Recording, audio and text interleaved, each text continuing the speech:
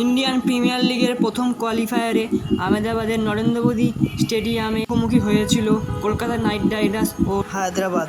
League পর্বে শীর্ষস্থানে ছিল Kolkata night Riders.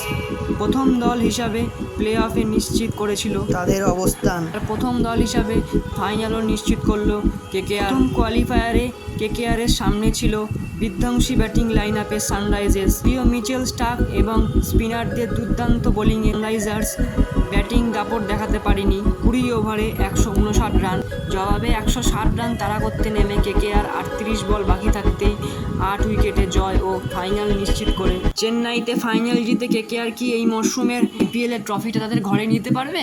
আপনাদের কি মতামত তা জানান। ভিডিওটি লাস্ট অবধি দেখার জন্য ধন্যবাদ। আজকের মতো এইটুকুই। ভালো লাগলে লাইক শেয়ার করুন আর চ্যানেলটাকে সাবস্ক্রাইব করে পাশে থাকুন লেটেস্ট আপডেটের জন্য। বাই।